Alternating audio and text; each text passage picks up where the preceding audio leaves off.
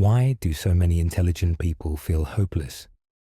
They understand more, they notice more, they carry more, and often they suffer in silence because they think they're the only ones who feel this way, but they're not. Osamu Dazai, one of Japan's most revered yet tormented writers, lived and died under the weight of this very question. And through his most haunting novel, No Longer Human, he offers us a mirror. Dazai was born in 1909 to a wealthy aristocratic family in northern Japan. From the outside, he had every advantage: education, status, talent. But inside, he was unraveling. From an early age, he felt disconnected from the people around him. He was highly intelligent, but also deeply sensitive.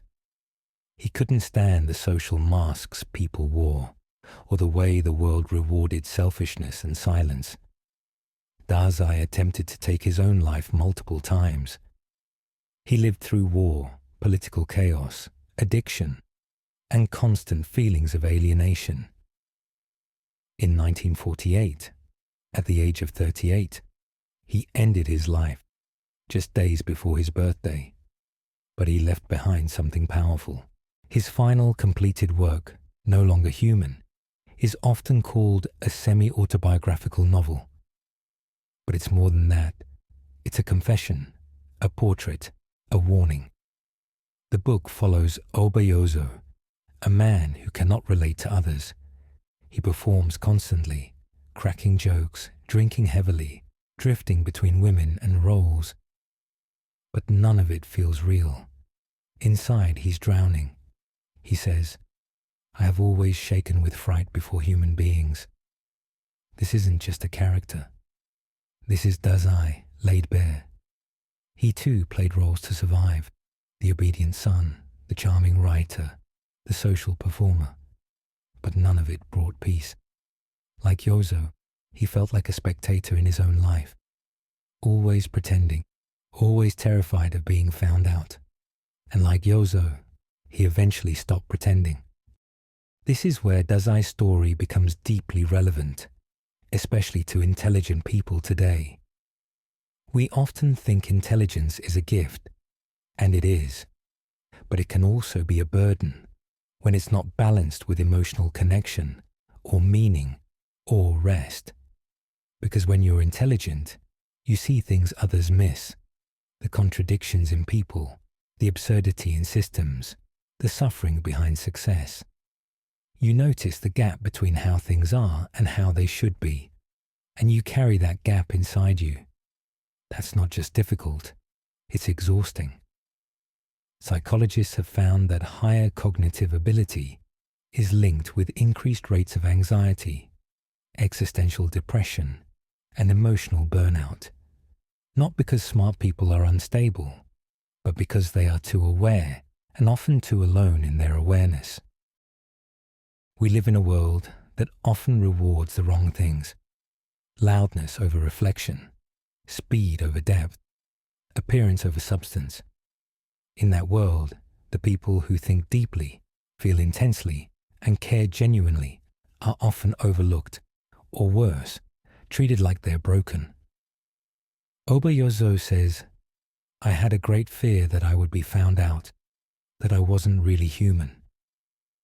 This line captures the isolation many thoughtful people feel, the sense that no one really sees them, that maybe something is wrong with them for noticing so much and not knowing what to do with it. Dazai's life didn't just end in sorrow. It echoed a pattern we still see today: a person who feels too much, thinks too deeply, struggles to find a place in a world that doesn't know what to do with that kind of mind. But Dazai didn't disappear quietly. He left behind a record, a deeply human blueprint for those who also feel alien in their own skin. Through No Longer Human, he gave voice to what so many intelligent, sensitive people silently endure. He didn't glorify the pain. He laid it bare. Not for pity, but for recognition. He wrote what others were too afraid to say: that sometimes Despair comes not from weakness, but from being too honest in a dishonest world. It's not a story of surrender. It's a warning of what happens when emotional complexity is dismissed, when quiet suffering is ignored, when intelligence is reduced to performance. And yet, even in its darkness, Dazai's work becomes a lifeline. Because for those who feel misunderstood, No Longer Human doesn't say, "You're doomed." It says, "You're not alone." If you're the kind of person who feels deeply, who questions everything, and wonders why you never quite fit, let this be your reminder. You are not broken. You're just awake in a world that often sleeps through its own contradictions. There are others like you, quietly carrying the same weight, searching for something real. Not everyone will understand you, but that doesn't mean you're lost. Your insight isn't a burden, it's a responsibility. Your sensitivity isn't something to outgrow, it's something to guard. And your refusal to go numb, that's not your weakness, it's your courage. So protect it. Build a life where you don't need to perform. Surround yourself with people who hear what's not said. Create things that feel like you, not what you think the world wants. Because while depth may not trend, it resonates.